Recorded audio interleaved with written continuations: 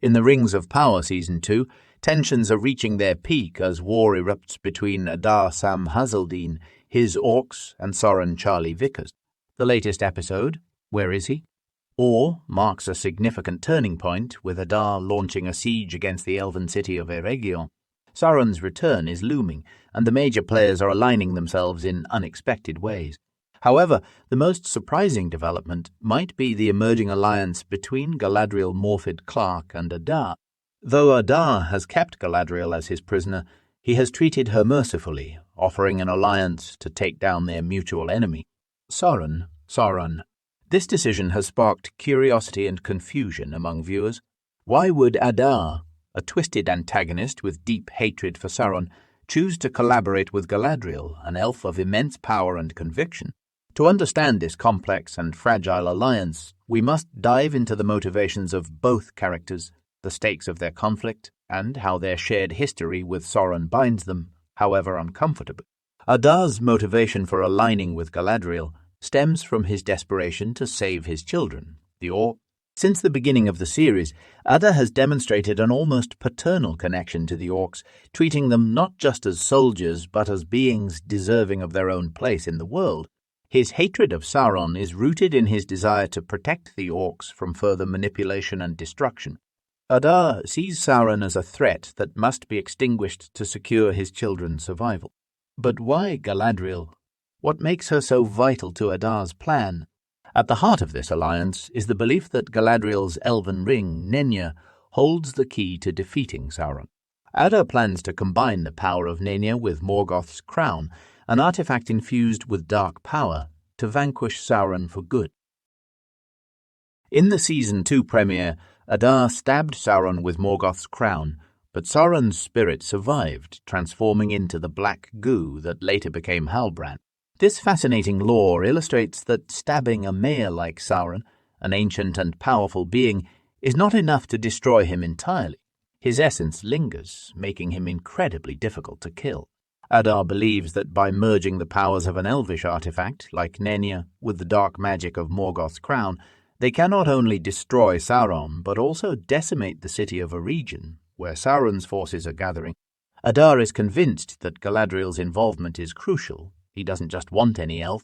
He believes Galadriel's connection to Nenya and her personal vendetta against Sauron make her the ideal ally. At first glance, the idea of Galadriel joining forces with someone like Adar seems absurd. After all, Adar is an Uruk, and Galadriel has spent much of her life fighting the forces of darkness that corrupted Middle-earth. However, Adar sees something in Galadriel that he can relate to, a shared hatred for Sauron. Both characters have been manipulated and damaged by Sauron's influence.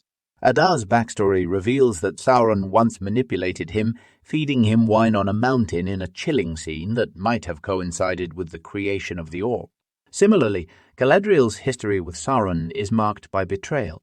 In Season 1, Galadriel was deceived by Sauron, who disguised himself as Halbrand, manipulating her into making decisions that would strengthen his position.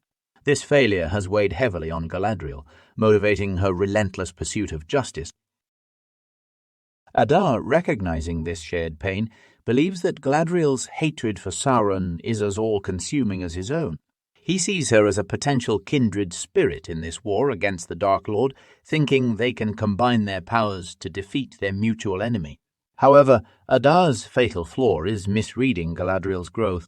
While she once allowed her hatred to cloud her judgment, Galadriel is no longer the blinded avenger she was in Season 1.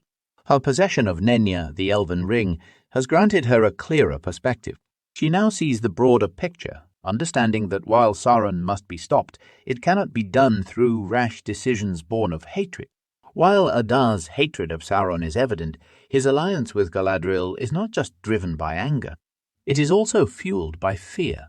Adar is terrified of Sauron's return and the possibility of once again falling under his manipulative sway. The scene where Adar hesitates to call his orcs to war, holding the horn with trembling hands, reveals the depth of his fear. Adar is not simply leading his orcs into battle. He is doing everything he can to prevent Sauron from gaining power and taking control of his children. This vulnerability sets Adar apart from previous orc leaders like Gothmog or the Witch King of Angmar. While those characters were portrayed as nearly invincible harbingers of destruction, Adar is far more complex. His motivations, though dark, are rooted in a twisted form of love and protection for his orc. This makes him a more sympathetic antagonist, blurring the line between villain and hero. He is the protagonist of his own story, even as he stands in opposition to characters like Galadriel and Elrond. Adar's vulnerability adds tension to the unfolding conflict. He knows that Sauron is an insidious and nearly unstoppable force, and yet he is willing to risk everything to stop him. This desperation makes his alliance with Galadriel more understandable, even though it's built on shaky ground. Adar does not fully trust Galadriel, and Galadriel certainly does not trust Adar, but they both know that without some form of collaboration, Sauron may triumph. Galadriel's evolution from Season 1 to Season 2 is one of the most significant character developments in the Rings of Power. In the first season, her singular focus on destroying Sauron nearly led her down a dangerous path of vengeance. She was willing to overlook the truth, which allowed Sauron to manipulate her. Now, however, she has gained wisdom and clarity. Her possession of Nenya has illuminated her understanding of the world around her.